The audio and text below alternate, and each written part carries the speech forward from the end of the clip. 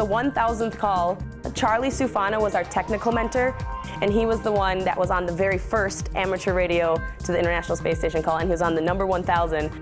And we learned that the astronauts do this about 3 times a week.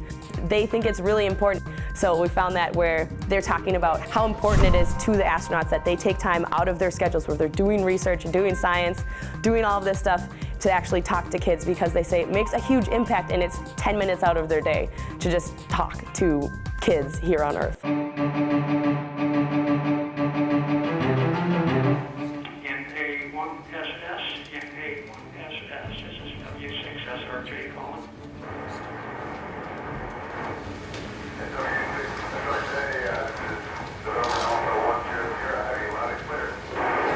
Okay, Tim, copy you just fine.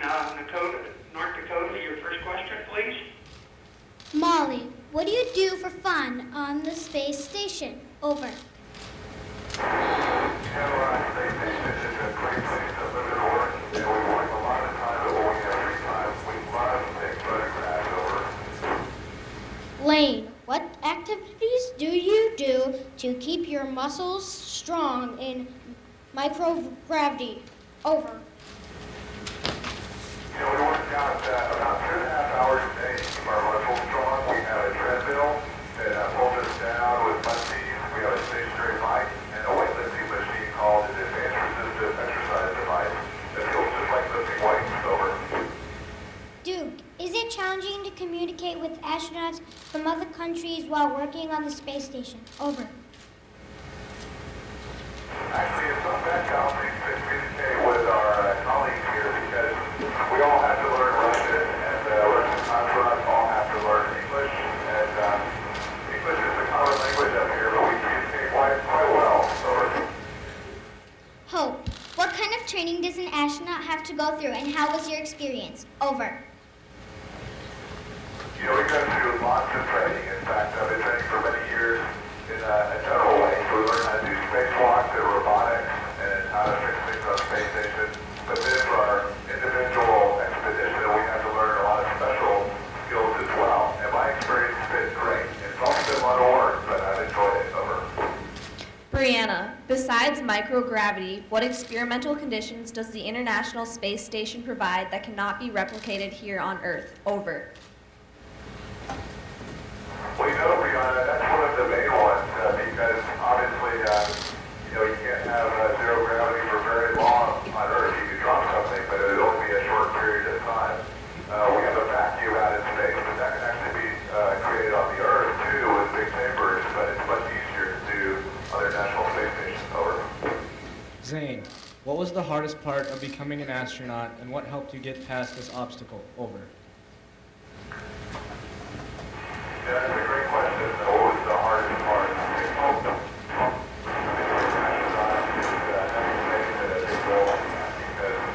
Some people can say it's not very realistic goal, but even big dreams and big goals like that can work out in the end. So it's important to take forward. Landon, what advice would you give to students such as myself who wish to work for NASA one day? Over.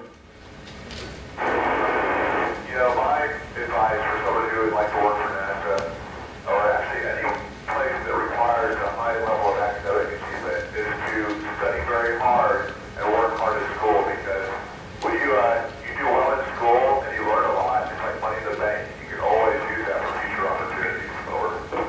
Sophie, what features of North Dakota, such as lakes, snow cover, or oil flares, can you see from the International Space Station? Over. I have a new goal now to take some pictures of North Dakota. I haven't taken any pictures there yet, but you can actually see quite a bit of detail. In fact, I post lots of photos on my Twitter account, and you can see lots of detail. So I have a new goal, North Dakota. Over. Morgan, do you feel disconnected from the real world whenever you hear about any major news story? And if so, how do you find ways to reconnect? Over. I don't feel that disconnected. I think people would say the same thing, because we actually watch the news up here. We have pretty good video links. I talk to my family pretty much every day, and so it feels like we're connected in lots of ways, but also very focused on our mission. Over. Sean, we recently learned that astronauts make regular journal entries for research purposes. Do you find this exercise beneficial to your time on station? Over.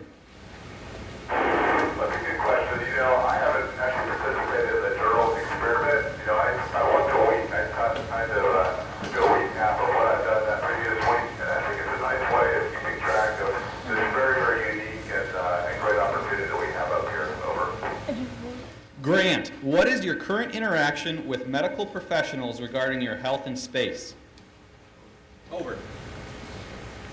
Actually, we talk to our doctors, our flight surgeons, once a week, and they ask us questions, and if we have issues during the week, we can always contact them. But thankfully, we've been very healthy up here, and that's from the medical health standpoint. We have lots of experiments that also are oriented towards our physiology and our health. Over.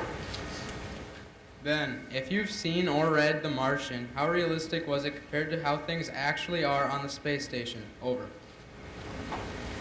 I think the reason that both the book and the movie, The Martian, are so popular at NASA is because there's a tremendous amount of realism in both the book and the movie, with the exception of the EPA, the spacewalk stuff in the movie, which is not in the book. Over. Mackenzie, have you always wanted to go to space and become an astronaut? If so, what inspired you? Over. Because I haven't always wanted to go to space and become an astronaut. I think I started when I was about 6. I waited a little bit. And what inspired me was when we had men walking on the moon. I thought that would be a tremendous adventure, and it actually has been. Over. Annalise, how often do you go on spacewalks, and do you ever get scared? Over. We know nowadays with spacewalks, because we don't have shuttle flights, we have them, but we need them as opposed to planning years in advance. And so I had the good fortune of doing 2 spacewalks while I was up here. And I wouldn't call it scared, but I would definitely say that you're apprehensive when you go outside on a spacewalk. But frankly, once you start doing your work, forget about that and you just do your job. Over. Tyler, what kind of experiments are you conducting on the space station? Over. We have lots of different kinds of experiments. Many of our experiments have to do with the effects of zero gravity on the human body, because it can be hard on the body, our muscles, bones, and our eyes. And so we'd like to learn how to solve those problems so that we can stay healthy and go into deep space, perhaps go back to the moon or Mars someday. And then also experiments in basic science so we can learn and help people on planet Earth. Over. Dylan, we learned about Scott Kelly's year in space. How long have you been on board, and would you consider staying for a full year? Over. Scott Kelly was our station commander before I took command about a week and a half ago. And he was on board for just shy of a year. We've been on board since the 15th of December, so a little bit of time. It was always said we'll be here for about half a year. I would consider staying for a year if it was for the right reasons. Over. We actually got about 2 minutes. Got any impromptu questions? Fire away. How is he going to vote? How are you guys going to vote from space? We do have a voting for the space program. We just had the primary, but I'll be back hopefully in June, so I'll be available for the primary election. Over. What do you guys have planned for the rest of your day? Over. This has been a long day. We worked on the finish week time. This is about 7:50 at night for us. We've had a very full day. My roommate Tiffany installed a new comm system, or the first portion of it, that I'll finish tomorrow.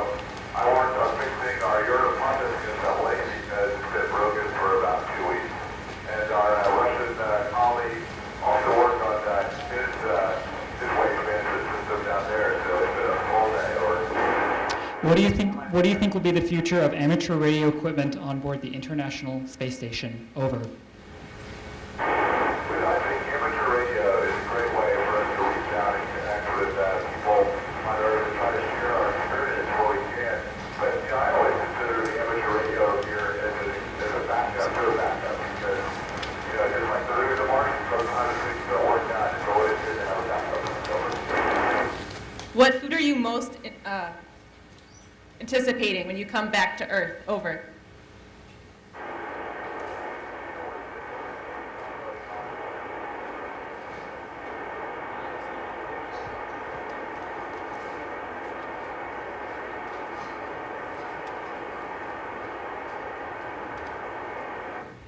Okay, I think we're going to have to say goodbye here, folks.